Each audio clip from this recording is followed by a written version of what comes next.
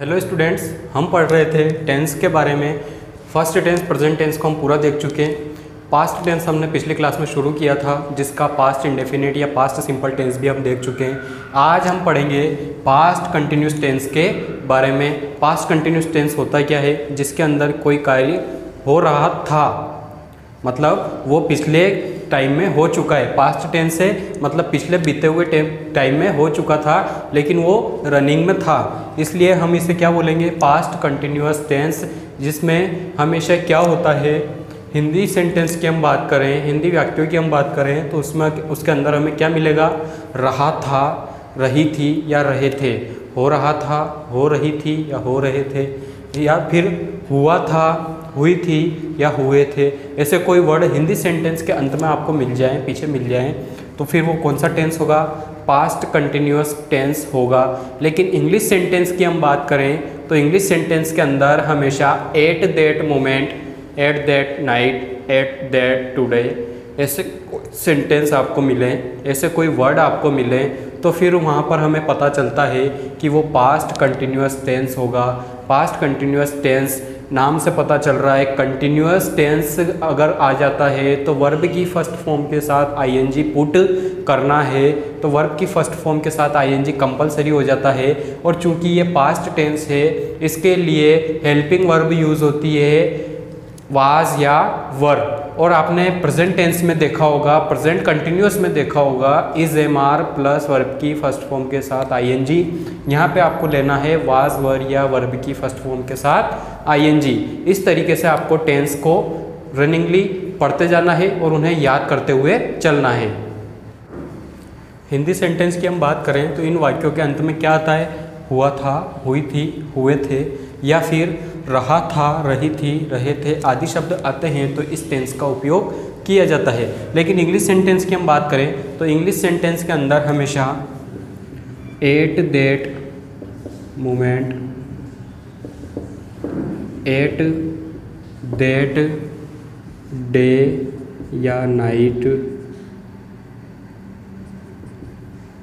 या at that time और etc, ऐसे कोई वर्ड आपको इंग्लिश सेंटेंस के अंदर मिलते हैं, तो आपको फिर यहाँ पर क्या पता चलता है कि ये पास्ट कंटिन्यूस टेंस है। और पास्ट कंटिन्यूस टेंस की हेल्पिंग वर्ब होती है वाज या वर। और हमेशा ध्यान रखना, सिंगुलर सब्जेक्ट के साथ, मतलब एक वचनकर्ता के साथ हमेशा किसका यूज़ करना है? वास का, तथा वर अगर आ जाता है, वर कब उपयोग में लेना है? जब प्लूरल सब्जेक्ट हमारे सामने हो। प्लूरल सब्जेक्ट के साथ वर का उपयोग करना है। इस बात का ध्यान रखना, अगर वाज या वर का उपयोग करना हो तो वाज का उपयोग सिंगुलर सब्जेक्ट के साथ करना है और वर का उपयोग प्लूरल सब्जेक्ट के साथ करना है। तो ये था हमारा पास्ट कंटिन्यूस टेंस। इन वर्डों से इसकी पहचान होती है इंग्लिश सेंटेंस के अंदर। अब इनके फॉर्मूलों के बारे में हम पढ़ते हैं। आइए फॉर्मूले देखते हैं। फर्स्ट सेंटेंस होता है अफर्मेटिव, जिसका फॉर्मूला होगा सब्जेक्ट प्लस वाज या वर प्लस वर्ब की फर्स्ट फॉर्म के साथ आईएनजी प्लस ऑब्जेक्ट। ये इसका फॉर्मूला होता है अफर्मेटिव सेंटेंस का। हेल्पिंग वर्ब वाज वर का यूज़ करना है और वर्ब की फर्स्ट फॉर्म के साथ आईएनजी। कंटिन्यूअस टेंस है, इसलिए कंपलसरी हमें यूज़ लेते हुए चलना है। सेकंड आता है नेगेटिव सेंटेंस। इसके अंदर क्या होगा? सब्जेक्ट होगा प्लस वाज या वर हेल्पिंग वर्ब होगी, प्लस क्या लग जाएगा? नोट का यूज़ हमें इसमें कर लेना है। उसके बाद वही वर्ब की फर्स्ट फॉर्म के साथ आईएनजी और ऑब्जेक्ट एज इट इज़ ऐसा कैसा आ जाएगा। थर्ड की हम बात करें तो थर्ड है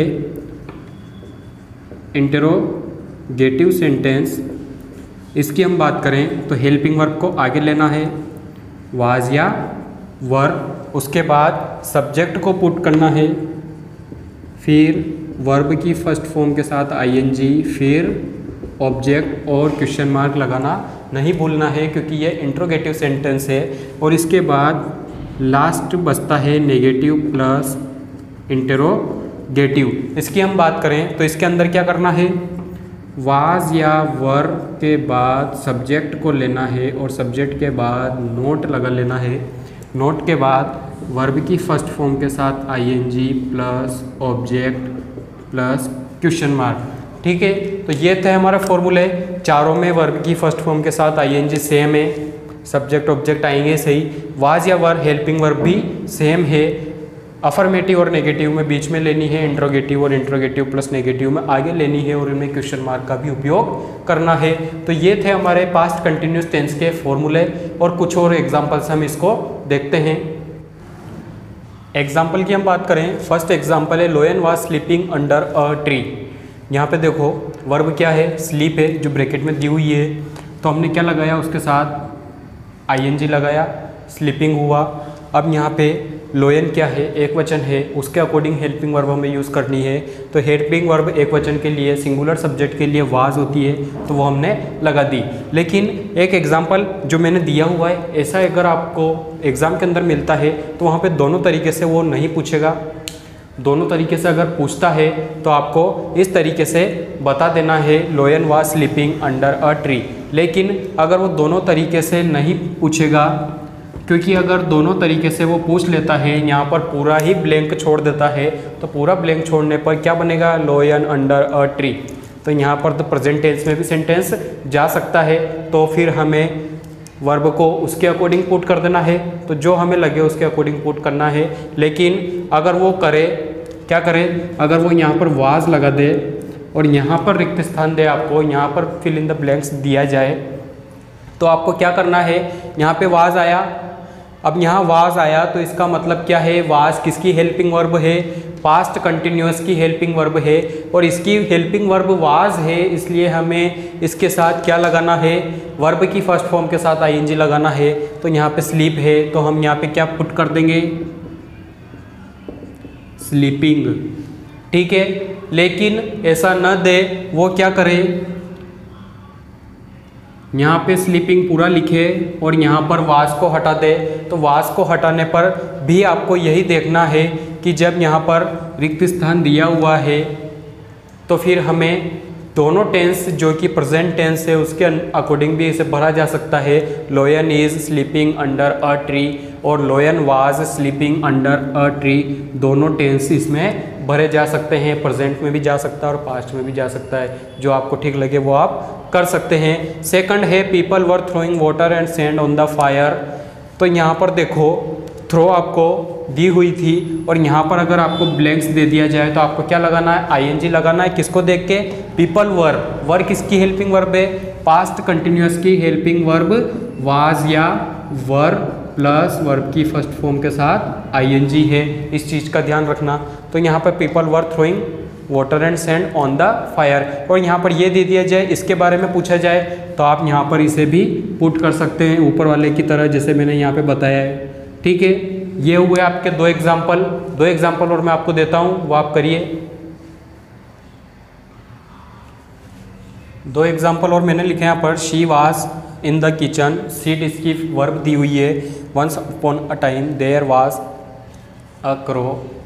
ठीक है, अब आपको इनको भी फिल करना है। कई एग्जाम्पल आपकी बुक में दिए हुए हैं, आपकी बुक्स में दिए हुए हैं, तो उन एग्जाम्पल्स को करिए, वहाँ से प्रैक्टिस आप करते रहिए और इनको ध्यान से पढ़ते रहिए, इनकी शॉर्ट फॉर्म को याद करते रहिए कि किसमें कौन सी वर्ब किस अकॉर्डिंग पुट हो रही है। और इसके नोट्स टेलीग्राम के चैनल पर आपको डिस्क्रिप्शन, इस वीडियो के डिस्क्रिप्शन की लिंक में दिया हुआ है, इस चैनल का लिंक, वहाँ पर नोट्स अवेलेबल हैं। आप अपने नोट्स कंप्लीट कीजिए और अपनी बुक्स से इसको पढ़ते रहिए। चैनल को सब्सक्राइब कीजिए, शेयर कीजिए फ्रेंड्स के साथ और बेल आइकन को भी प्रेस करिए ताकि न्यू वीडियो की नोटिफिकेशन आपको तुरंत मिलती जाए।